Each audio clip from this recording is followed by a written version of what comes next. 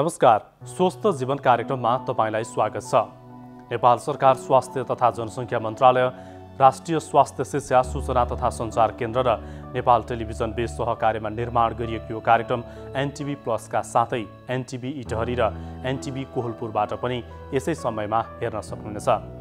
हरेक मानिसले आफ्नो स्वस्थ जीवनको लागि अवलम्बन गर्नुपर्ने उपायहरूबारे हामीले कार्यक्रममा चर्चा गर्दै आइरहेका छौँ। गुणस्तरीय स्वास्थ्य सेवाको सुनिश्चितताले मात्र समृद्ध नेपाल सुखी नेपालीको राष्ट्रिय आकांक्षा पूरा हुन सक्छ। संविधानको मौलिक हकमै स्वास्थ्य सम्बन्धी हकको व्यवस्था गरिएको छ। स्वास्थ्य सेवालाई कसरी व्यवस्थित र प्रभावकारी बनाउन सकिन्छ भन्ने बारे सरकारको योजनाका साथै विज्ञहरूसँगको साक्षात्कार पनि यो कार्यक्रममा प्रस्तुत हुनेछ। सुरुमा आजको विषयतिर लागौँ।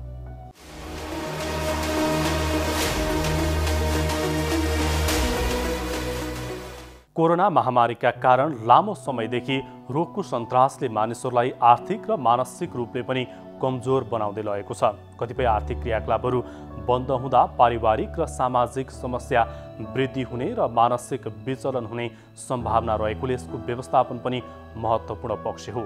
महामारीको बेला सामाजिक तथा मनोवैज्ञानिक प्रभाव कम गर्न के गर्नु पर्ला, यसबारे सामग्री आज हामीले प्रस्तुत गर्नेछौँ। लाखौं बालबालिकाको लागि विषम परिस्थिति बनेको कोरोना कहरमा बालबालिकाको स्वास्थ्यमा ध्यान दिनुपर्ने कुराहरू पनि आज हामीले प्रस्तुत गर्नेछौँ। यसबाहेक कोरोना सङ्क्रमणसँग जुधिरहेका स्थानीय तहका जनप्रतिनिधिहरूको अनुभव पनि आज हामीसँग हुनेछ। सुरुमा कोरोना सङ्क्रमणमा हुने सामाजिक तथा मनोवैज्ञानिक प्रभाव कम गर्न के गर्नु पर्ला, यसबारे सामग्री हेरौँ। विश्वव्यापी महामारीको रूप लिइरहेको कोरोना भाइरस कोभिड-19 को सङ्क्रमण बढ्दो छ। कोरोनाको बढ्दो सङ्क्रमण रोक्न भन्दै आर्थिक एवं मानवीय गतिविधि रोकिँदा मनोवैज्ञानिक, आर्थिक र सामाजिक क्षेत्रमा दीर्घकालीन नकारात्मक प्रभाव पार्ने विज्ञहरूको भनाइ छ। रोगको सन्तासले मनोवैज्ञानिक रूपमा समाजमा नकारात्मक प्रभावहरू देखा पर्न थालेको छ।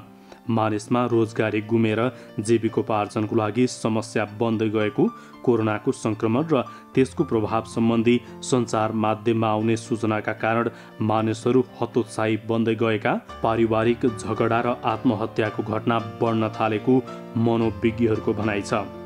अर्कोतर्फ बालबालिकाहरूमा मनोवैज्ञानिक त्रासका कारण सृजनशीलतामा कमी आई सामाजिक विकासमा गम्भीर समस्या देखिन सक्ने विज्ञहरूको भनाइ छ। आर्थिक क्रियाकलाप प्रभावित हुँदा पारिवारिक र सामाजिक समस्या वृद्धि हुने र मानसिक विचलन हुने भएकोले यसको व्यवस्थापन बारे हामीले मनोचिकित्सक डाक्टर कमल गौतमसँग कुरा गरेका छौँ।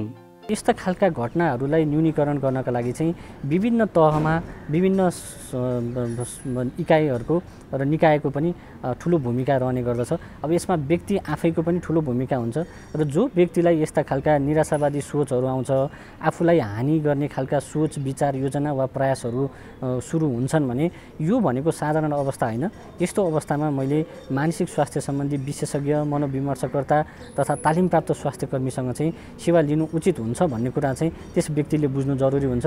र यो सँगसँगै आफूलाई यस्तो सोच आएको खण्डमा आफ्ना घर परिवार, आफ्ना नजिकका साथीभाइहरूसँग उहाँहरूसँग आफूले साटासाट गरेको खण्डमा चाहिँ आफ्नो तनावहरू पनि व्यवस्थापन गर्न सकिन्छ।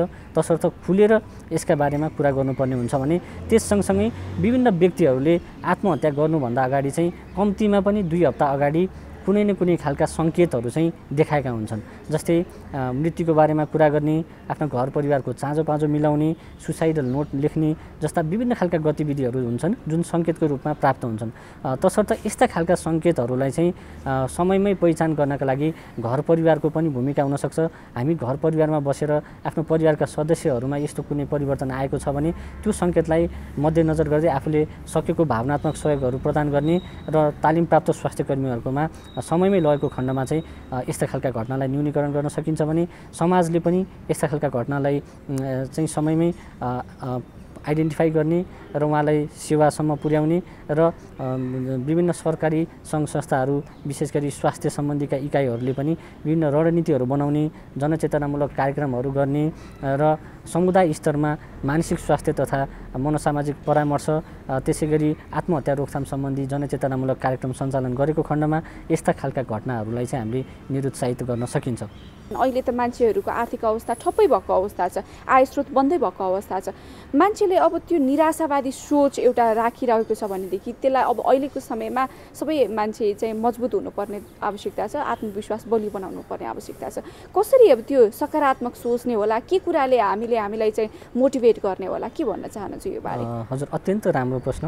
र विशेष गरी अहिलेको समयमा जुन हामीले भन्छौँ र मानसिक स्वास्थ्य समस्याहरू र आत्महत्याका घटनाहरू बढ्नुको पछाडि पनि विभिन्न खालका कारणहरू हुन्छन्। यहाँले भन्नुभएको जस्तै सामाजिक कारणहरू चाहिँ अहिलेको समयमा यथेष्ट मात्रामा बढेको पाइन्छ। यद्यपि कुनै पनि मानसिक स्वास्थ्य समस्या र आत्महत्याका पछाडि जैविक तत्त्वहरू, त्यसै गरी त्यस व्यक्तिको मनोविज्ञान तथा विभिन्न सामाजिक तत्त्वहरू, यी तीनवटा मिश्रित तत्त्वको महत्त्वपूर्ण भूमिका हुन्छ।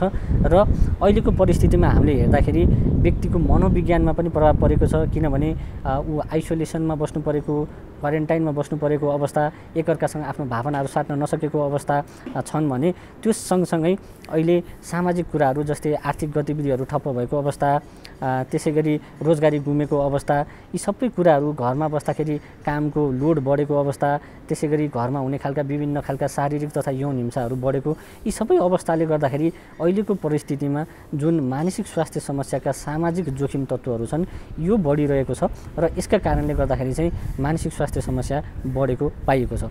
तसर्थ अब हामीले के गर्नुपर्छ भन्दा यस्तो परिस्थितिमा पनि अहिले महामारीको समयमा हामीले कतिपय पोजिटिभ कुराहरू पनि त भएका छन्, त्यसलाई पनि हामीले निहालेर हेर्न सक्छौँ। जस्तै अहिले हामी रोजगारमा थियौँ, पहिले अब बालबालिकाहरूलाई घरमै छोडेर वा स्कुल पठाइसकेपछि हामी रोजगारमा निस्किन्थ्यौँ, आफ्नो बालबालिका घर परिवारसँग हामीले समय नै बिताउन पाउँदैनथ्यौँ होइन। र अहिले एउटा यस्तो मौका छ कि हामी घर परिवार सबै एकै ठाउँमा बस्न पाएका छौँ, एकअर्काका भावनाहरू बुझ्न सकेका छौँ। यो पनि एउटा पोजिटिभ कुरा हो र यसलाई हामीले एउटा अपर्च्युनिटीको रूपमा पनि लिनुपर्छ जस्तो मलाई लाग्छ। र त्यस सँगसँगै अहिले हामी कतिपय कुराहरूमा आत्मनिर्भर पनि बन्न सक्छौँ होइन। जस्तै मान्छेहरूले अहिले घरमै बसेर कपाल काट्ने खालका सिपहरू विकसित गरेका छन्। कैयौँ व्यक्तिहरूले आफ्नो करेसाबारीमा खेतीहरू गर्ने, कैयौँ पार्टी प्यालेसहरूले चाहिँ अहिले प्रोफेसनल फार्मिङहरू, एग्रिकल्चरहरू पनि सुरु गरेको हामीले सुनेका छौँ होइन। र यस्ता खालका आफ्ना सिप जाँगरहरूलाई इनोभेसन गर्ने र यो मौका पनि हामीलाई चाहिँ आत्मनिर्भर बन्ने चाहिँ अहिलेको महामारीले दिएको छ जस्तो लाग्छ।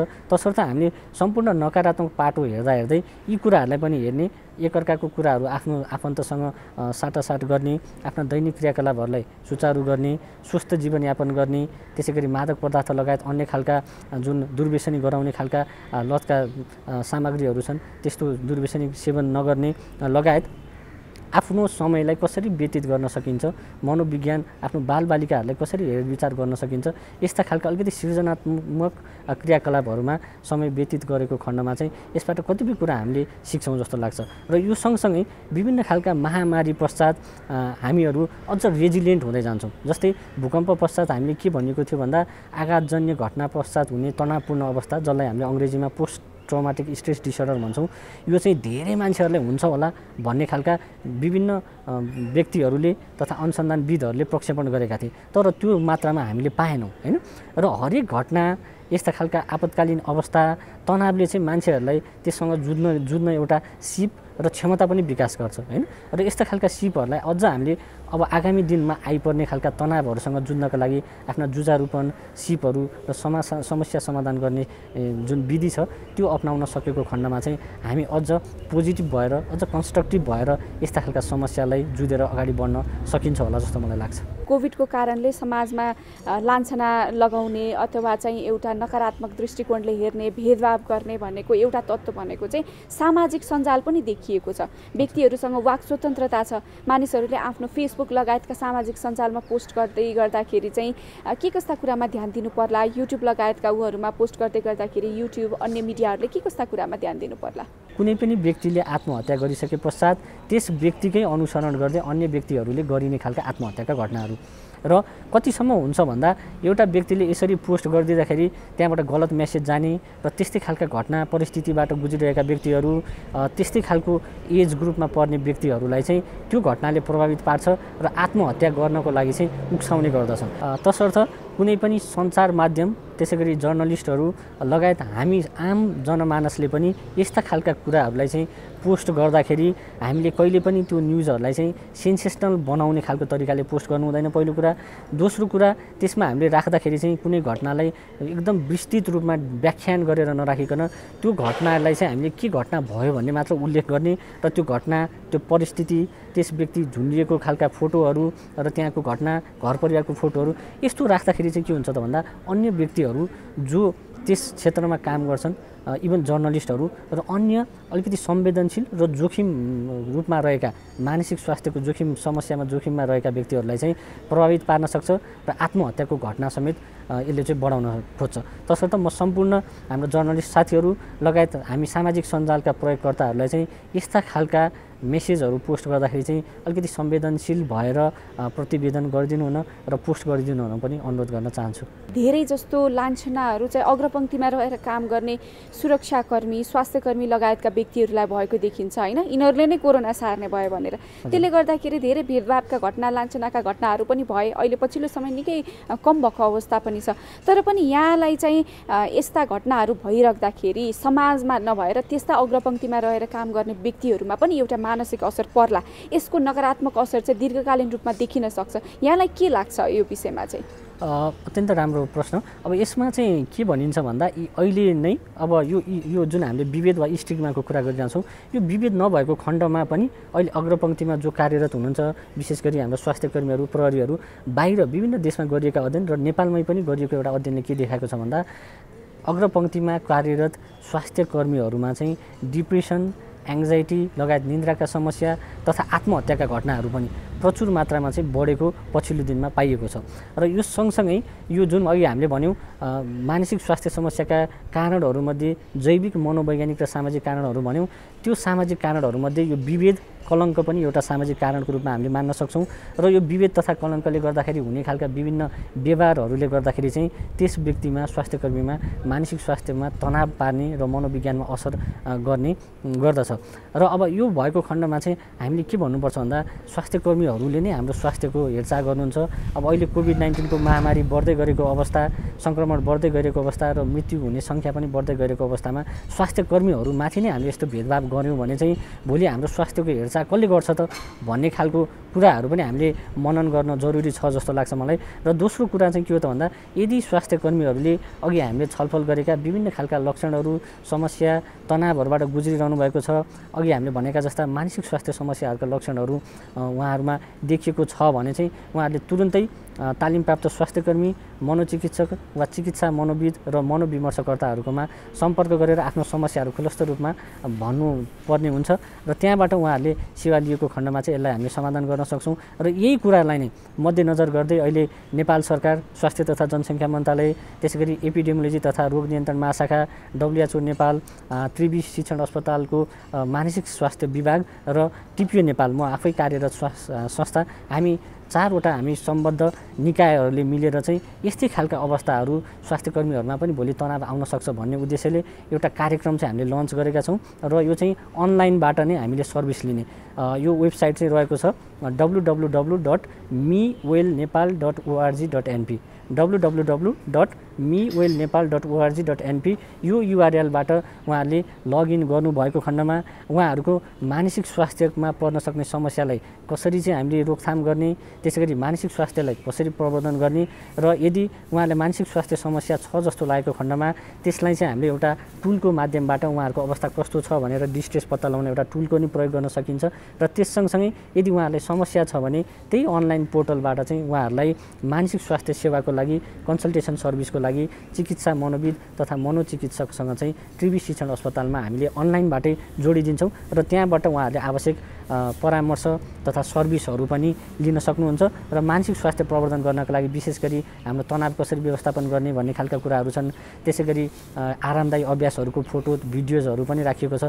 यस्ता खालका अडियो भिजुअल मेटेरियल्सहरू पनि हेरेर उहाँहरूले आफ्नो मानसिक स्वास्थ्यलाई हेरचाह गर्ने र प्रवर्धन गर्नका लागि चाहिँ यो सुविधा पनि उपलब्ध छ भन्ने कुरा चाहिँ म जानकारी गराउन चाहन्छु। अहिलेको समयमा धेरै देखिरहेको अर्को समस्या भनेको चाहिँ निन्द्राको समस्या एकदमै धेरै बढिरहेको छ। कसरी निदाउने भन्ने मानिसहरूले खोजिरहेका छन्, के गर्न सकिएला त? निन्द्रा व्यवस्थापनका लागि चाहिँ हामीले केही स्वस्थ निन्द्रा का टिप्सहरू छन् यसलाई चाहिँ हामीले कार्यान्वयन गर्न सकिन्छ, जसलाई हामीले स्लिप हाइजिन पनि भन्ने गरेका छौँ।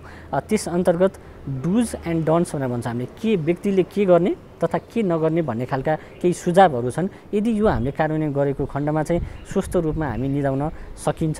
र के गर्ने भन्दाखेरि चाहिँ सधैँ कुनै पनि व्यक्तिले सुत्ने टाइम र उठ्ने टाइम चाहिँ त्यसलाई फिक्स हामीले राख्नुपर्ने हुन्छ, किनभने यसलाई परिवर्तन गर्दाखेरि चाहिँ त्यस व्यक्तिको निन्द्रामा असर गर्न सक्छ, पहिलो कुरा। दोस्रो कुरा, बिहान उठिसकेपछि चाहिँ हामीले कम्तीमा 30 देखि 45 मिनट चाहिँ रेगुलर मर्निङ वाक, अलिक छिटो छिटो हिँड्ने, यस्ता खालका क्रियाकलापहरू गर्दाखेरि चाहिँ शरीरमा थकान हुने र यसले निन्द्रालाई प्रोत्साहन गर्न सक्छ, दोस्रो कुरा। तेस्रो कुरा चाहिँ हामीले शारीरिक गतिविधिहरू, केही फिजिकल एक्सर्साइजहरू गरेको खण्डमा पनि यसले निन्द्राका लागि सहयोग पुर्याउँछ। चौथो कुरा, विशेष गरी प्याज लगायत दुध र केरा यस्ता खालका तत्त्वहरूमा चाहिँ निन्द्राका लागि जुन बनाउने केमिकल तत्त्वहरू हुन्छन् पर्याप्त मात्रामा हुने गरेको हुँदा यस्ता खालका खाद्य पदार्थहरू सेवन गरेको खण्डमा यसले पनि निन्द्रामा सहयोग पुर्याउँछ। र अर्को भनेको चाहिँ उहाँहरूले सुत्नुभन्दा 2 घण्टा अगाडि बिचको समयमा चाहिँ कुनै पनि तरल पदार्थ वा पेय पदार्थ पिउनु हुँदैन, किन भन्दा त्यो पिइसके पश्चात राति पिसाब लाग्ने र त्यसले पनि निन्द्रा डिस्टर्ब गर्न सक्छ। यो हामीले गर्न सकिन्छ। र सुत्ने बेलामा चाहिँ हामीले झ्यालढोका बन्द गर्ने, बत्ती निमाउने, मोबाइल तथा विभिन्न सामाजिक सञ्जालहरूको प्रयोग नगर्ने, एकअर्कासँग कुराकानीहरू नगर्ने र माइन्डलाई पनि एकदम फ्री प्यासिभ छोडिदिएको खण्डमा चाहिँ यसले निन्द्रा लगाउनको लागि चाहिँ मद्दत पुर्याउन सक्छ। त्यसै गरी अब के नगर्ने भन्दाखेरि चाहिँ हामीले सुत्ने समयलाई चाहिँ परिवर्तन नगर्ने। अर्को कुरा, हामीले मादक पदार्थ, पेय पदार्थहरू चाहिँ सेवन नगर्ने, यसले चाहिँ निन्द्रामा गडबडी ल्याउन सक्छ। त्यसै गरी मिडियाहरूको प्रयोग गर्ने, विभिन्न खालका राति सुत्ने समयमा चाहिँ अन्य क्रियाकलापहरू गर्नु हुँदैन।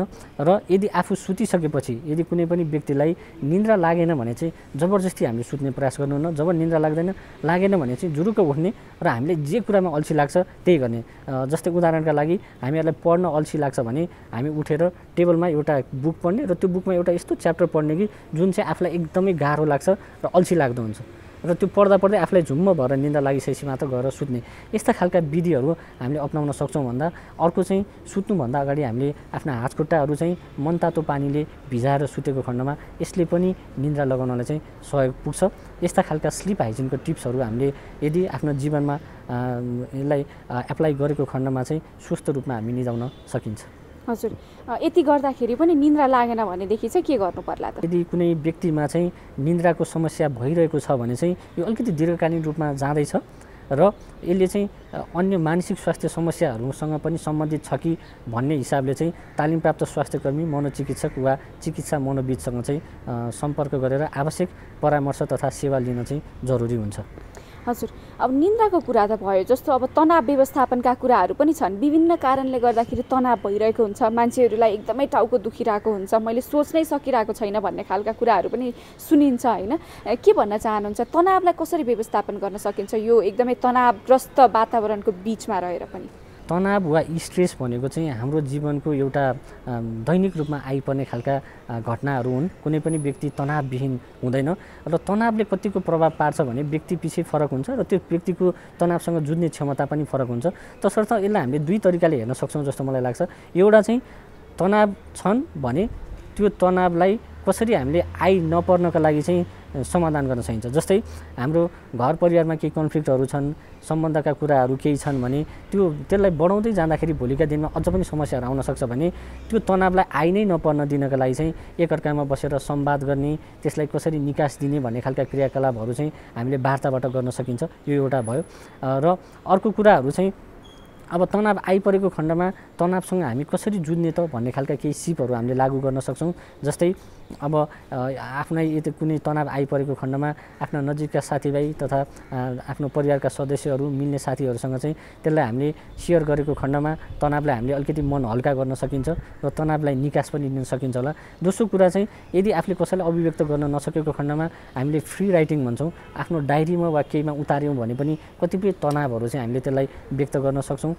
तेस्रो, हामीले बिहान रेगुलर मर्निङ वाकहरू, शारीरिक व्यायामहरू गर्ने, त्यसै गरी योग अभ्यासहरू गर्न सकिन्छ भने एउटा चाहिँ आरामदायी अभ्यास जुन हामीले डिप ब्रिदिङ एक्सर्साइज भन्छौँ, लामो लामो सास लिने र फेर्ने, यस्ता खालका विधिहरू चाहिँ 3 देखि 5 मिनट बिहान दिउँसो बेलुका दिनको 3 पटकसम्म हामीले गर्न सक्छौँ। यसले पनि हाम्रो शरीरलाई अलिकति आराम महसुस गराउन सक्छ। त्यसै गरी कुनै पनि व्यक्तिले विगतमा पनि विभिन्न खालका तनावपूर्ण घटनाहरू झेलिरहेको हुन्छ र त्यस समयमा त्यस परिस्थितिमा चाहिँ उहाँले त्यस्ता खालका घटनालाई कसरी जुझ्नु भएको थियो, कस्ता खालका अनुभवहरू छ उहाँको, त्यो अनुभवलाई चाहिँ अहिलेको घटनासँग सम्बन्धित गर्दै त्यस्ता खालका अनुभव तथा आफ्नो रणनीतिलाई कार्यान्वयन गरेको खण्डमा चाहिँ त्यस्ता खालका समस्या तथा तनावबाट बाहिर आउन सकिन्छ। र यो सँगसँगै अर्को चाहिँ के हुन्छ भन्दा हामी व्यक्तिहरूमा पनि विभिन्न खालका समस्याहरू छन्। ती समस्याहरूलाई पहिचान गर्दै त्यसलाई प्राथमिकीकरण गर्ने र त्यो समस्यालाई कसरी समाधान गर्ने भन्ने खालका प्रब्लम सोल्भिङ स्ट्राटेजिज वा स्किल्सहरू हुन्छन्। त्यो स्किल्सहरू चाहिँ व्यक्ति स्वयंले पनि कार्यान्वयन गर्न सक्छ भन्दा भने मनोचिकित्सक वा मनोविमर्शकर्तासँग हामीले सरसल्लाहको क्रममा पनि आफ्ना समस्याहरूलाई प्राथमिकी गरेर यस्ता खालका रणनीतिहरू कार्यान्वयन गरेको खण्डमा त्यस समस्याबाट बाहिर आउन सकिन्छ र तनावहरूलाई चाहिँ व्यवस्थापन गर्न सकिन्छ जस्तो लाग्छ।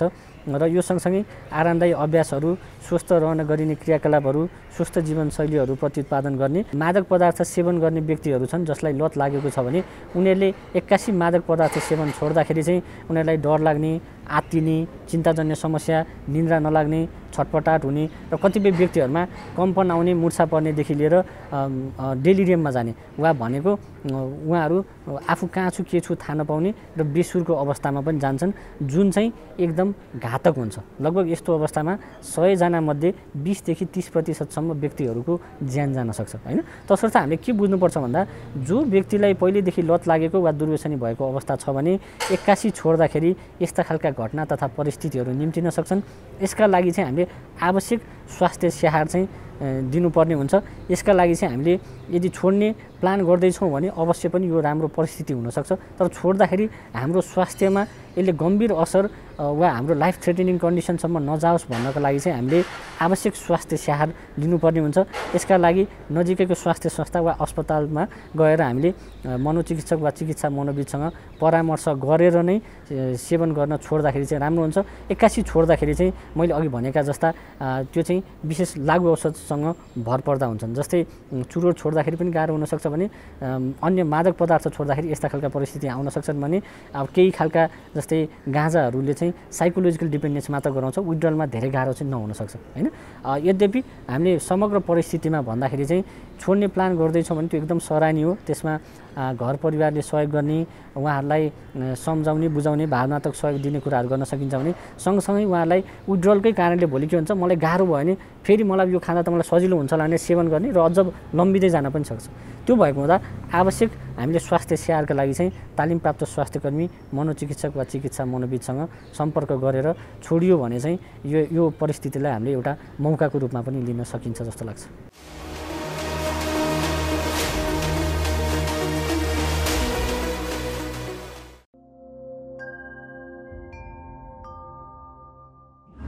नमस्ते। कोभिड-19 यौन सम्पर्कबाट फैलिन्छ या फैलिँदैन भन्ने बारे अहिलेसम्म कुनै प्रमाण भेटिएको छैन। केही केसहरूमा भाइरस वीर्य वा शुक्राणुमा फेला परेको त छ, तर शुक्राणुमा भाइरस सक्रिय अवस्थामा रहेको वा नरहेको यकिन गर्न सकिएको छैन। त्यसैले अहिलेसम्म यो भाइरस यौन सम्पर्कबाट फैलिन्छ भन्ने कुराको कुनै प्रमाण छैन।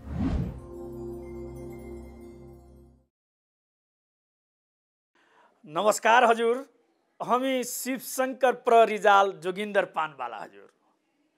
अहिले देश हजुर यो कोभिड-19 को संक्रमणबाट बहुत थिल भएको छ। हिमाल, पहाड, तराई, मधेस, मेची, महाकाली, मलाई लाग्छ हजुर यो मेची भेगदेखि लिएर पश्चिमको लिपुलेकसम्म चाहिँ हजुर अहिले हामी कोभिडबाट चाहिँ बडा थिल भएको छौँ, अस्तव्यस्त भएको छ हजुर। बस तर हजुर कोभिड आउँदै गर्दा यो संक्रमणले गाड्दै गर्दा हजुर, तर हामी आत्तिने होइन हजुर। हामी नेपालीको एउटा यही बानी छ हजुर, हामी चाहिँ हजुर खुसीमा मात्तिने अथवा दुःखमा आत्तिने हामी नेपालीले गर्दैन हजुर। अहिले कोभिड आए पनि हजुर हामी एउटा कुरो भन्छु हजुर, बस तपाईँ हामी कोभिडबाट हामी चाहिँ कसरी बचेको छु, हामी घरबाट निस्किन्न काम नभएसम्म। काम भयो भने त्यो पनि बहुत सतर्कता अपनाएर हजुर चाहिँ तपाईँको चाहिँ नियम पालना गरेर सामाजिक दूरी कायम गरेर मुखमा मास्क लगाएर निस्किन्छु। हतपत हामी घरबाट निस्किन्न। हुन त अब गाउँघरमा अब धान रोपियो, अब धान गोड्ने बेला छ, केही समयपछि धान काट्ने बेला हुन्छ। अब घर गृहस्थी गर्ने मान्छेहरूलाई कहिले घरबाट बाहिर निस्किनुपर्छ। निस्किँदाखेरि हजुर बस सामाजिक दूरी हजुर 2 मिटर सामाजिक दूरी कायम गर्ने हजुर। कोही मान्छेहरूसँग चाहिँ हात त मिलाउँदै नमिलाउने। र दोस्रो कुरो कसैले हातछिउँ गर्दैछ भने पनि हजुर यो कुइनाले यसरी कुइनाले छोपेर हातछिउँ गर्ने। हातछिउँ गरेको मान्छेबाट आफू टाढा पनि रहने हैन। यसो भयो भने हजुर यो हाम्रो यो कोभिड-19बाट हामी सबै हजुर बच्न सक्छौँ। र यो कोभिड-19 मलाई लाग्छ आफै डरले कापेर यो नेपाल भूमि छोडेर चाँडै नै हजुर भागिहाल्छ। बस यो हामीले यसो गरेछौँ, हजुरले पनि यही गर्नुहोस्। हजुरहरूलाई हामी पानवालाको नम्र निवेदन छ, हजुरहरूलाई हामी पानवालाको कोटी कोटी अनुरोध पनि यही छ हजुर। कोभिड-19 को कहरले विश्व समाजको लागि असहज परिस्थिति सिर्जना गरिरहेको कुराबाट सायद कोही अनभिज्ञ होला। दिनानुदिन सङ्क्रमितको सङ्ख्या र मृत्युदर बढिरहेको छ। लाखौँ बालबालिकाको लागि यो अझ विषम परिस्थिति हो। बालबालिकाको भौतिकसँगै मानसिक स्वास्थ्यमा यस्ता समस्याहरूले बढी असर गर्ने हुनाले अभिभावकहरूले असल र जिम्मेवार भूमिका निर्वाह गर्नुपर्ने हुन्छ। कोरोनाका कारण बालबालिकाको स्वास्थ्यमा पार्ने प्रभाव र समाधानका उपायबारे सामग्री अब हामी प्रस्तुत गर्दैछौँ। कोरोना महामारीले समाजको हरेक तबकालाई असर गरिरहेको छ र त्यसमध्ये बालबालिका सबैभन्दा बढी प्रभावित हुने मध्येका हुन्। कोरोनाको सङ्क्रमण समुदायमा फैलिएको अवस्थामा ज्येष्ठ नागरिक, बालबालिका र सुत्केरी, गर्भवती लगायत जोखिम समूह अझै प्रभावित हुने विज्ञहरूको भनाइ छ। अहिले स्वास्थ्य तथा जनसङ्ख्या मन्त्रालय र स्थानीय तहको समन्वयमा कन्ट्याक्ट ट्रेसिङ, परीक्षण र पत्ता लागेका व्यक्तिहरूलाई आइसोलेसन गर्ने काम हुँदै आएको छ। त्यस्तै आइसोलेसनको क्षमता बढाउनुको साथै अस्पतालको क्षमता समेत वृद्धि गरिएको छ। कोरोना भाइरसको सङ्क्रमण र यसको प्रभाव लाखौँ बालबालिकाको लागि विषम परिस्थिति बनेको छ। बालबालिकाहरूको भौतिकसँगै मानसिक स्वास्थ्यमा यस्ता समस्याहरूले बढी असर गर्ने विज्ञहरूको भनाइ छ। कोरोनाका कारण बालबालिकाको स्वास्थ्यमा पर्ने असर र समाधानका उपायबारे हामीले बाल रोग विशेषज्ञ डाक्टर टङ्क बाराकोटीसँग संवाद गरेका छौँ। बालबालिकालाई कोभिड लाग्दै नलाग्ने भन्ने कुरा त होइन, लाग्छ। र वयस्क मान्छे अथवा वृद्ध मान्छेहरूको तुलनामा चाहिँ विदेशहरूदेखि लिएर नेपालमा पनि सङ्क्रमण लगायत मृत्यु दर नै कम छ। नसर्ने भन्ने त कुरा हुन्न सर्नलाई त, तर त्यस्तो वयस्क अथवा वृद्धहरूमा जस्तो धेरै असर चाहिँ देखिएको छैन बालबालिका। सङ्क्रमण बचाउनलाई त अब एज अ जेनरल रुल नै हो, बच्चाहरूमा पनि लागु हुने होइन। जस्तो अब यो भौतिक दूरी अथवा सामाजिक दूरी जे भन्नुहुन्छ त्यसलाई कायम गर्नु पर्यो। बच्चा बच्चीलाई अनावश्यक रूपमा घरबाट बाहिर लिएर हिँड्नु भएन। जस्तो के अरे सब्जी किन्न अथवा अनावश्यक कामहरूले आफू बाहिर निस्किँदाखेरि पनि बालबालिकालाई चाहिँ सँगै लिएर जाने काम गर्नु भएन होइन। भिडभाड भएको ठाउँमा लिएर जानु भएन। त्यस पछाडि अब रोगबाट बचाउनलाई स्वास्थ्यवर्धक खानेकुराहरू विशेष गरेर यो मिनरल्स, प्रोटिनहरू भएको कुराहरू खानाले, फलफुल, गेडागुडी होइन, सागपात सब्जीहरू त्यस्तो कुराहरू चाहिँ पर्याप्त मात्रामा खुवाउनु पर्यो। 2 वर्ष पुगिसकेको बच्चाहरूलाई चाहिँ मास्क लगाएर राख्नु पर्यो होइन। 2 वर्षभन्दा तलको बच्चाहरूलाई चाहिँ मास्क लगाउनु राम्रो होइन। त्यसले चाहिँ बच्चाहरूलाई सास फेर्न गाह्रो पर्न पनि सक्छ सानो बच्चाहरूलाई। अब त्यस पछाडि गएर अब अहिले त अब स्कुलहरू बन्दै छ होइन। स्कुल हुँदाखेरि चाहिँ अब स्कुलमा सावधानी अपनाउनु पर्ने हो, तर अब अहिले त स्कुल बन्द भएको अवस्थामा त्यो पनि परेन। मेन कुरा भनेको आफू घरबाट बाहिर जाँदाखेरि बालबालिकालाई सँगै लिएर नहिँड्ने, सकेसम्म आफू पनि ननिस्किने, आफू निस्किनै पर्यो भने बालबालिकालाई सँगै लिएर बाहिर नजाने। त्यस पछाडि 2 वर्षभन्दा माथिको बच्चाहरूलाई मास्क लगाउने। यदि काहीँ त्यस्तै ठाउँमा जानु पर्यो गइहालेछन् भने सामाजिक दूरी चाहिँ कायम गर्नु पर्यो। कोभिडको संक्रमणको डर त फरक छँदैछ हैन, तर बच्चाहरूलाई कस्तो अवस्थामा चाहिँ कस्तो खालको बिरामी भयो भने चाहिँ अनिवार्य रूपमा हस्पिटल लानै पर्ने हुन्छ, आपतकालीन अवस्था चाहिँ कुनलाई भन्ने कुनलाई मान्ने? अस्पताल लानै पर्ने भनेको त दुई तीनटा कुराहरू हुन्छ। जस्तो एउटा चाहिँ ज्वरो कन्ट्रोलै भएको छैन, मतलब ज्वरोको औषधि दिएर प्यारासिटामोल दिएर ज्वरो कन्ट्रोलै भएको छैन, अथवा 2-3 दिन पछाडि पनि लगातार ज्वरो आइरहेको छ। जस्तो धेरै जसो हामी कहाँ कमनली हुने भनेको भाइरल ज्वरोहरू नै हुन्छ होइन। भाइरल ज्वरो हो भने 2-3 दिनमा कम भइहाल्छ। 2-3 दिनमा ज्वरो कम भएन, अब बच्चालाई चाहिँ सास फेर्न गाह्रो भएको छ भनेको अब घरमा सजिलो तरिकाले थाहा पाउने भनेको चाहिँ सास छिटो छिटो फेरेको छ, पोखा हानेको छ भन्नाले सास फेर्दाखेरि चाहिँ उसको छातीको मांसपेशीहरू चाहिँ भित्र बाहिर गरिराखेको छ, त्यस्तो छ भने त्यो कुरालाई पनि याद गर्नु पर्यो। 2-3 दिनमा पनि ज्वरो कन्ट्रोल भएन अथवा औषधि दिएर पनि ज्वरो झर्दैन, सास फेर्न गाह्रो छ, बच्चाको होसको अवस्था चाहिँ बिग्रेको छ, त्यस्तो राम्रोसँग थाहा पाउँदैन, र दुध चुस्ने बच्चा हो भने दुध चुस्न कम भएको छ भने त्यस्तो अवस्थामा चाहिँ अस्पताल लिएर जाने गर्छ। शिशु अवस्थादेखि हैन कुन कुन उमेर समूहका बालबालिकाहरूलाई कस्तो किसिमको असर पारिरहेको छ यो कोभिडको कारणले चाहिँ? अब यो कोभिडको कारणले चाहिँ कस्तो छ भने बाहिर विदेशदेखि लिएर नेपालमै पनि हेर्ने हो भने बच्चाहरूमा चाहिँ सङ्क्रमण दर अत्यन्त न्यून होइन, विदेशमा होस् कि नेपालमा होस् सङ्क्रमण दर अत्यन्त न्यून छ। अब त्यसको कारण चाहिँ के पनि हुनसक्छ भने वयस्क मान्छे जस्तो वृद्ध जस्तो मान्छे बाहिर चाहिँ अब आवश्यक कामले नहिँड्ने, फ्रिक्वेन्ट सम्पर्कमा नआउने, मातापिताहरूले चाहिँ घरमै राखेर आफूलाई राम्रोसँग स्याहार साकर गर्ने, बाहिर जान नदिने, त्यो कारणले पनि हुनसक्छ। अब कोभिडको हेर्ने हो भने चाहिँ उही ठुलो मान्छेलाई हुने जस्तै ज्वरो आउने, खोकी लाग्ने, गल्ने हुन्छ भनेदेखि अब अलिकति ठुलो बच्चाहरूमा चाहिँ अहिले मानसिक खालको समस्याहरू पनि देखिन थालेको छ के। जस्तो अब के अरे अलिकति बुझ्ने बच्चाहरू 10-11मा पढ्ने बच्चाहरू हो भने चाहिँ उनीहरूलाई चाहिँ अब हाम्रो पढाइ के हुन्छ, इक्जाम कहिले हुन्छ, त्यस्तो कुराहरूले पनि टेन्सन अलिकति भएको, अलिकति मानसिक दबाब भएको चाहिँ मैले पनि भेटेको।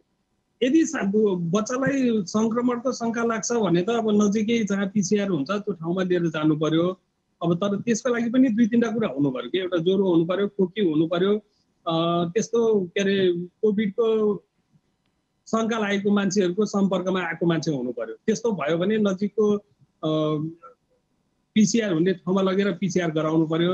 अब जुन मैले मानसिक समस्या भने त्यो चाहिँ अब मातापिताहरूले आमा बुवाहरूले बच्चाहरूसँग बसेर राम्रोसँग उनीहरूको खास समस्या छ भने त्यो कुरामा चाहिँ डिस्कसन गर्नु पर्यो, के अरे राम्रोसँग उनीहरूको कुराहरू सुनिदिनु पर्यो, उनीहरूलाई भइरहेको यथार्थ कुरा के हो, उनीहरूको भविष्यमा त्यस्तो कुनै असर पर्दैन भन्ने खालको कुराहरू चाहिँ उनीहरूसँग कुरा गर्नु। अब घरमा कोही सङ्क्रमित मान्छे छ भने उनीहरूसँग पनि नजिकैको सम्पर्क हुन नदिने होइन। जस्तो कसैको घरमा हुनसक्छ नि सानो बच्चा भएर वयस्क मान्छे चाहिँ सङ्क्रमण भएको हुनसक्छ, त्यस्तो हो भने त्यहाँ चाहिँ सामाजिक दूरी कायम गर्नु पर्यो। अब बच्चा सबैलाई प्यारो हुन्छ, सबैले खेलाउन खोज्छन्, तर त्यस्तो अवस्था छ भनेदेखि सामाजिक दूरी कायम गर्नु पर्यो। पोसिलो खानेकुराहरू चाहिँ राम्रोसँग खुवाउनु पर्यो ताकि उनीहरूलाई सङ्क्रमण भइहाल्यो भने पनि कुनै खतरा नहोस् भनेर। खानेकुराहरूमा चाहिँ जस्तो मलाई धेरैजना मान्छेहरूले के आरोप लगाउनुहुन्छ भने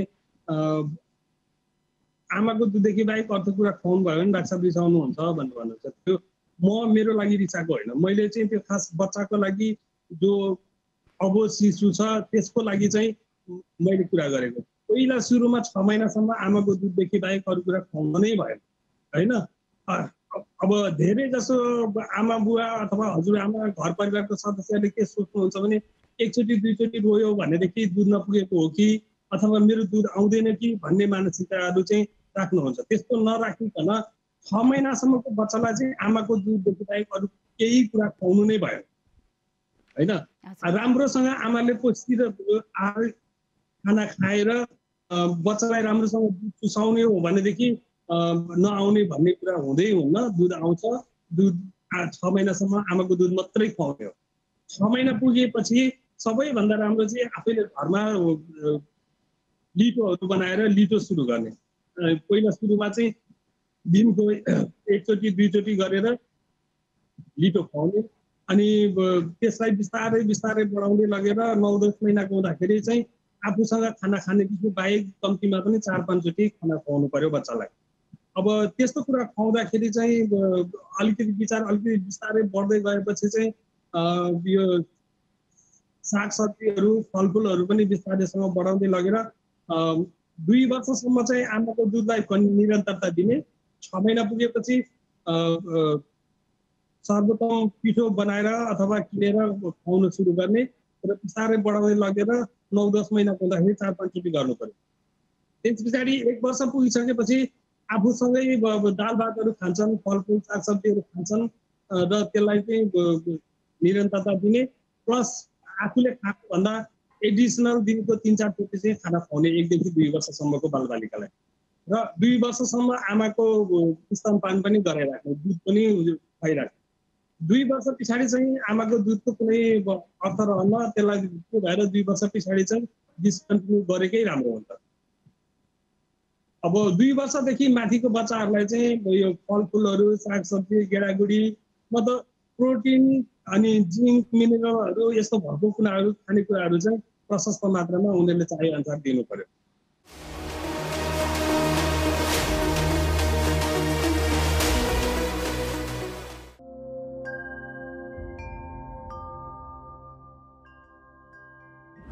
नमस्ते। सर्दैन तर कुनै संक्रमित व्यक्तिले भर्खरै हाच्छिउँ गर्दा वा खोक्दा तरकारी वा फलफुलमा छिटाहरू परेको छ र तपाईले उक्त वस्तुहरू छुनुभयो र हात साबुन पानीले नधोई आँखा र मुखमा छुनुभयो भने संक्रमणको सम्भावना हुन्छ।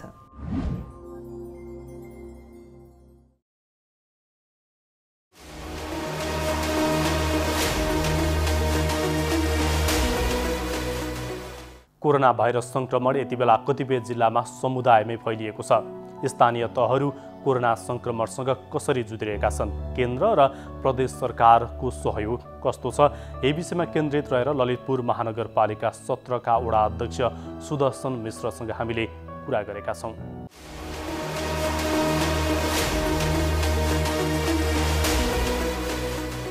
हामीले कोभिड-19 को विरुद्धमा, कोरोना भाइरसको विरुद्धमा हामीले स्थानीय तहले गर्नुपर्ने काम कर्तव्य र हाम्रो जिम्मेवारीको सन्दर्भमा हामीले सबै समुदायलाई परिचालन गरेका छौँ। हामीले ठाउँ ठाउँमा सबै टोल सुधार समितिहरूमा, प्रायः टोल सुधार समितिहरूमा बैठक राखेर होम आइसोलेसनको लागि तयार रहनको निमित्त पनि हामीले योजना बनाएर लागेका छौँ। धेरै जस्तो टोलमा हामीले समुदायलाई कम्तीमा आफ्नो घरमा एउटा कोठा खाली राख्नुहोस् भनेर उहाँहरूलाई अनुरोध गरेका छौँ। हामीले टोल सुधार समितिको बैठकहरू राखेर उहाँहरूलाई योजना बनाएका छौँ। त्यो योजनाका साथ धेरै जस्तो टोल सुधार समितिहरूले आफ्नो टोलमा एउटा होम आइसोलेसनको लागि प्रत्येक नागरिकले आफ्नो घर एक-एउटा कोठा खाली पनि गरिरहनु भएको छ। त्यस्ता खाली गरेका ठाउँहरूमा जो घरमा त्यस्ता पोजिटिभ भएका व्यक्तिहरू देखिएका छ उहाँहरूलाई हामीले हस्पिटल नपठाइकन त्यस्तै खाली गरेका कोठाहरूमा उहाँहरू बस्नु भएको छ। त्यसो गर्दाखेरि हामीलाई उहाँहरूलाई व्यवस्थापन गर्न सहज भएको छ। कन्ट्याक्ट ट्रेसिङको चाहिँ यो क्लोज कन्ट्याक्ट भएका व्यक्तिहरू चाहिँ कस्तो हुँदो रहेछन् भनेदेखि कतिपय मान्छेहरूले यो नागरिकको पनि जिम्मेवारी हो, यो महामारीमा अलिकता नागरिकले आफू जिम्मेवारीबाट पन्सेको हो कि भन्ने कुरो हामीले अनुभव भइरहेको छ। म विनम्रतापूर्वक सम्पूर्ण नागरिकलाई के आग्रह गर्न चाहन्छु भनेदेखि कतिपय मान्छेहरूले कतिपय समुदायमा रहेका व्यक्तिहरूले उहाँहरू आफू प्राइभेटमा टेस्ट गर्ने, पिसिआर गर्ने, तर बाहिर कसैलाई नभनिदिने, यसले समस्या पनि सृजना भएको छ। तर अब जिल्ला जनस्वास्थ्यबाट हामीलाई सम्पर्क गर्नुहुन्छ, उहाँहरूले पोजिटिभ भएका व्यक्तिहरूको बारेमा हामीलाई इन्फर्मेसन दिनुहुन्छ। त्यस्ता व्यक्तिहरूको बारेमा चाहिँ हामीले क्लोज कन्ट्याक्ट उहाँसँग कोसँग भएको छ भन्ने कुरो हामी खोजी गर्छौँ। त्यस्ता खोजी गरेका व्यक्तिहरू सबैलाई पठाउँछौँ। पहिलो कुरो चाहिँ के भनेदेखि जो कोभिड हुनुभएको पोजिटिभ हुनुभएको छ उहाँलाई घृणा गर्नु भएन। कतिपय ठाउँमा अहिले पनि त्यस्ता व्यक्तिहरूलाई घृणा गर्ने, समाजमा अवांछित गतिविधिहरू गर्ने, त्यसपछि सुरक्षाकर्मीहरूप्रति अवांछित गतिविधिहरू गर्ने, सुरक्षा कर्मीहरू राख्ने सहरमा अनेक खालका समस्याहरू सृजना गर्ने, यावत समस्याहरू सृजना गर्ने खालका समस्याहरू देखिएका छन्। म यस्ता गतिविधिहरू कहीँ कसैले पनि नगरिदिनु हुन उहाँहरूलाई विनम्रतापूर्वक निवेदन गर्न चाहन्छु। विशेष गरी हामी यतिखेर यो सुरक्षाकर्मी, स्वास्थ्यकर्मी, हामी जनप्रतिनिधिहरूको प्रमुख दायित्व यसलाई हामीले कसरी निराकरण गर्ने, यो समस्यासँग कसरी जुझ्ने, योसँग भागेर हुँदैन। योसँग हामीले सङ्घर्ष गरेरै यसलाई हामीले कोरोनाका विरुद्ध हामीले परास्त गर्न सकिन्छ। होइन भनेदेखि समस्यामाथि समस्या सृजना गरेर समस्या थपिदिएर त यसको समाधान हुँदैन। त्यस कारण सम्पूर्ण वडावासीहरूलाई पनि आफू धैर्य धारण गर्नुहोस्। तपाईँ आफै पनि पोजिटिभ हुन सक्नुहुन्छ, कुनै पनि समय पोजिटिभ हुन सक्नुहुन्छ। आत्तिनु हुँदैन। वास्तवमा कोरोना हुने बित्तिकै मान्छेको मृत्यु हुँदैन। मान्छे अलिकता आत्मबल दह्रो बनाउनुपर्छ। आत्मबल दह्रो बनाइसकेपछि हामी आफू सुरक्षित रहनुपर्छ। आफू सुरक्षित भइसकेपछि समुदायलाई सुरक्षित बनाउनुपर्छ।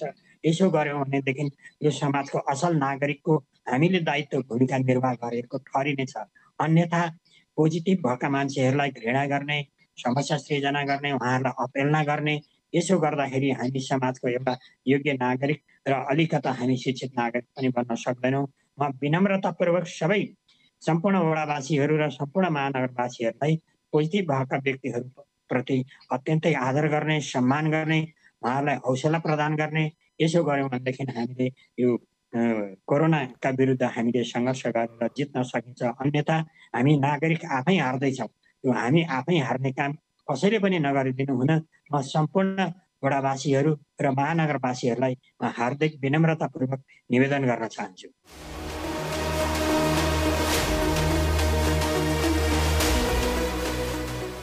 अब अहिले यो कोरोना महामारीको बेलामा सबैभन्दा महत्त्वपूर्ण कुरा भनेको मास्क हो सुरक्षाको लागि। त्यसैले मास्कको बारेमा चाहिँ थाहा पाउनु एकदमै जरुरी छ। अहिले धेरैले मास्कको प्रयोग गरिरहनु भएको छ, तर जतिले प्रयोग गरिरहनु भएको छ उहाँहरूले पनि यो राम्रो तरिकासँग प्रयोग नगरिरहेको अवस्था छ। त्यसैले मैले अहिले मास्कको बारेमा यो कसरी यसलाई सही तरिकाले प्रयोग गर्ने भन्ने बारेमा यहाँहरूलाई म केही कुराहरू बताउन चाहन्छु। मास्क मोटामोटी रूपमा हामीले 3 प्रकारका अहिले देखिराखेका छौँ। पहिलो प्रकार भनेको यो N95 मास्क छ। यो N95 मास्क भनेको यस्तो प्रकारको छ। यो N95 मास्कमा पनि 2 प्रकारको छ। एउटा यस्तो भल्भ भएको छ, यहाँ यस्तो भल्भ छ यसमा, र अर्को थरीमा चाहिँ भल्भ छैन। त्यसैले यो N95 मास्कमा भल्भ भएको र भल्भ नभएको गरी 2 प्रकारको छ। र अर्को यो सर्जिकल मास्क छ। यो सर्जिकल मास्क सबैभन्दा धेरै प्रयोग भइरहेको यो सर्जिकल मास्क हो। र तेस्रो चाहिँ कपडाले बनाएको, घरमै कपडाले बनाएको मास्क छ। अब यो मास्क लगाउँदाखेरि हामीले के कुरा थाहा पाउनुपर्छ भने अब यसलाई राम्रोसँग नाक र मुख छोपिने गरी लगाउनुपर्छ। यसरी राम्रोसँग नाक र मुख छोपिने गरी मास्क लगाउनुपर्छ। र मास्क लगाउँदाखेरि यो भागमा समाउनुपर्छ। यो भागमा मास्कमा समाउनु हुँदैन कि यो कानमा अड्काउने भागमा समाएर अनि यसलाई यस प्रकारले लगाउनुपर्छ। टप्प हुने गरी नाक, गाला, तलको चिउडो कतैबाट पनि हावाभित्र बाहिर नआउने गरी यो लगाउनुपर्छ। र अहिले फुकाल्दाखेरि पनि यो पछाडिपट्टि कानको पछाडि फुकालेर यसरी फुकाल्नुपर्छ। र मास्क लगाउँदाखेरि र फुकाल्दाखेरि हात चाहिँ धुनुपर्छ। यो जरुरी छ कि हातले चाहिँ मास्कलाई छुन हुँदैन। यो पहिलो कुरो हो। दोस्रो कुरो, अब यो मास्क अब कहिलेसम्म लगाइरहने, यो आज लगाउने, भोलि पर्सि कहिलेसम्म लगाउन मिल्छ भन्दाखेरि यो N95 मास्क बलियो छ। यसलाई तपाईँले पुनः प्रयोग गर्न सक्नुहुन्छ। यो महँगो पनि छ। यो स्वास्थ्य कर्मीहरूले प्रयोग गर्नुहोस् भनेर हामीले धेरै जस्तो जोड दिइराखेका छौँ।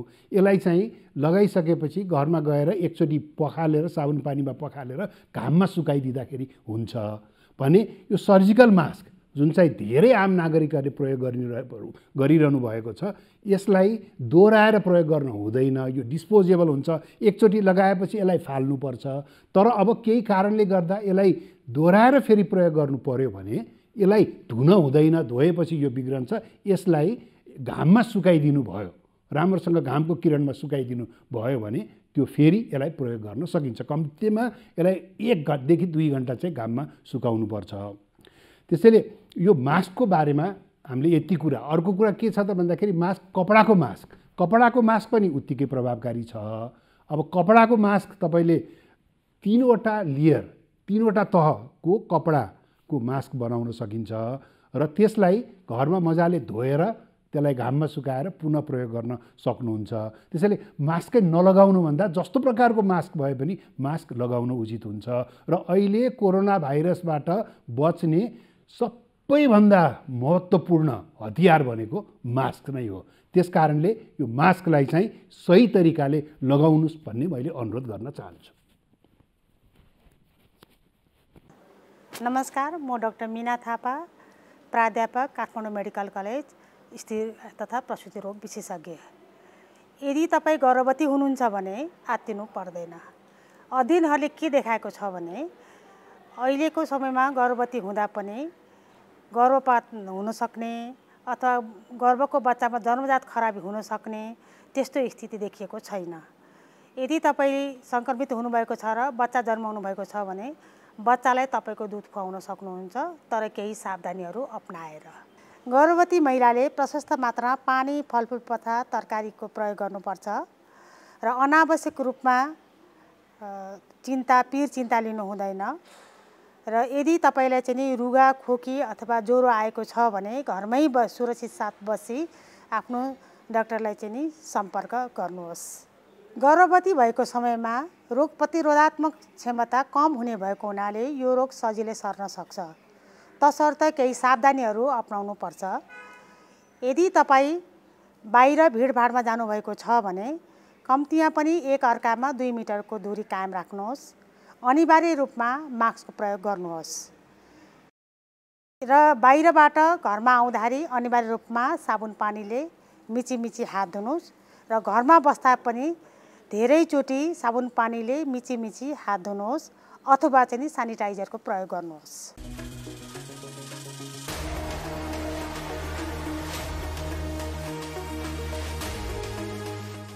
कार्यक्रम स्वस्थ जीवन हरेक दिन एनटिभी प्लसबाट बिहान 7 बजेदेखि 8 बजेसम्म र पुनः साँझ 5 देखि 6 बजेसम्म एनटिभी कोहलपुरबाट दिउँसो 1 देखि 2 बजेसम्म र एनटिभी इटहरीबाट दिउँसो 2 देखि 3 बजेसम्म प्रसारण हुने गरेको छ।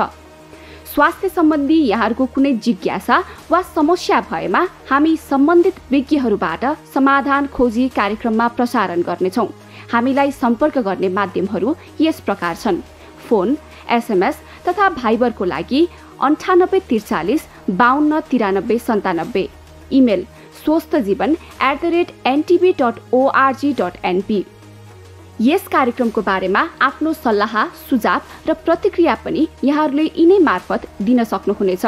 साथै कार्यक्रममा के कस्ता सामग्री, विषय वा विज्ञ समेट्नु पर्ला भन्ने विषयमा पनि सुझाव दिन सक्नुहुन्छ। कार्यक्रम यहाँहरूले सामाजिक सञ्जाल मार्फत पनि हेर्न सक्नुहुन्छ। YouTube Nepal television, mobile application Nepal television, Facebook facebook.com/neptv2041। नमस्ते, म डाक्टर राजु पङ्गेनी, म छाती रोग विशेषज्ञ। म आज विभिन्न श्वास प्रश्वास रोगसँग सम्बन्धित समस्याहरू र यसमा कोरोनाले गर्दा पार्ने असरहरूको बारेमा बताउँदैछु।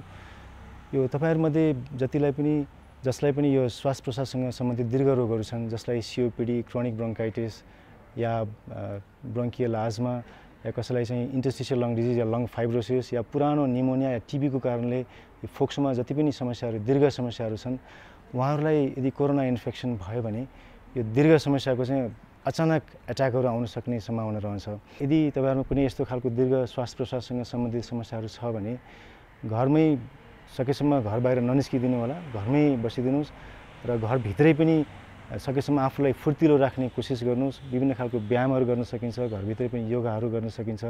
यो श्वास प्रश्वाससँग सम्बन्धित यो फिजियोथेरापी, एक्सर्साइजेसहरू पनि गर्न सकिन्छ र सँगसँगै प्रोटिनयुक्त यो पोषिलो आहारहरू पनि गर्दै गर्नु होला। घरमा पनि सकेसम्म आफू बाहिर हिँड्ने आधा घन्टासम्म हिँड्नुभयो भने पनि शरीर अलि फुर्तिलो रहन्छ।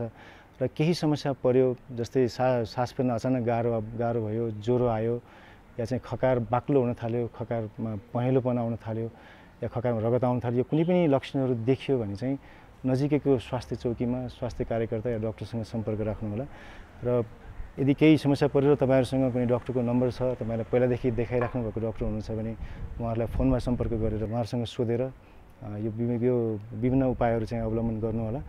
र र अर्को चाहिँ यो कोरोनाबाट बच्नको लागि जति पनि हामीले कुराहरू गर्छौँ, सामाजिक दूरी कायम गर्ने, बाहिर हिँड्दाखेरि मास्कको प्रयोग गर्ने, सरसफाइमा ध्यान दिने, यी सबै कुराहरू गरिदिनु होला। यो चाहिँ तपाईँहरू आफू पनि बस्नु होला र सँगसँगै अरूलाई पनि आफ्नो सङ्क्रमण सर्न सक्छ कि भनेर त्यो पनि ख्याल गरिदिनु होला। सबभन्दा ठुलो कुरो त के भनेदेखि अब बाहिर त्यति निस्किनु भएन हैन, काम नपरिकन निस्किनु भएन। काम पर्दाखेरि पनि मास्क लगाएर आफूलाई पुरा सुरक्षित भएर त्यस प्रकारले बाहिर निस्किनु पर्दछ, त्यस्तो गर्नु पर्दछ एउटा कुरा।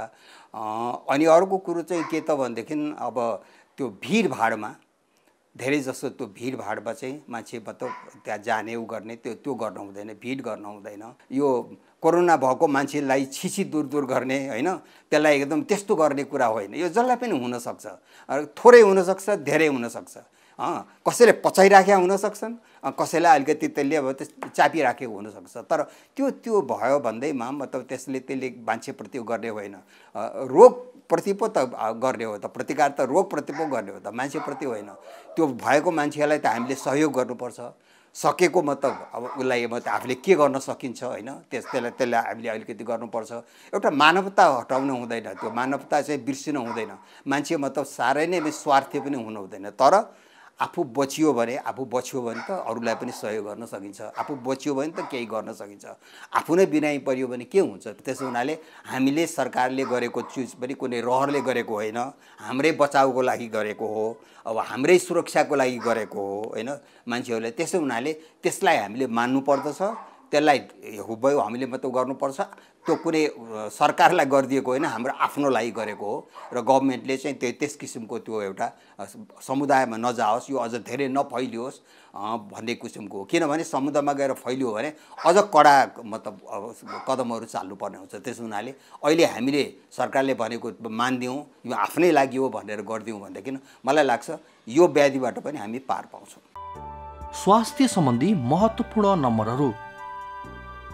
स्वास्थ्य सम्बन्धी कुनै पनि जानकारी र सहयोगका लागि स्वास्थ्य तथा जनसङ्ख्या मन्त्रालयका हटलाइन नम्बरहरू 1115 र 1133 वा मोबाइल नम्बर 985112 55839। एम्बुलेन्स सेवाको लागि 102 र 112। वैदेशिक रोजगारीको क्रममा स्वास्थ्यमा समस्या भएमा, अन्य सहयोग वा जानकारी आवश्यक परेमा श्रम, रोजगार तथा सामाजिक सुरक्षा मन्त्रालयको हटलाइन नम्बर 1141। शान्ति, सुरक्षा र अन्य सहयोगका लागि नेपाल प्रहरीको नम्बर 100। सशस्त्र प्रहरी बलको नम्बर 1114। रगत आवश्यक परेमा ब्लड बैंकको नम्बर 01 42 25 344।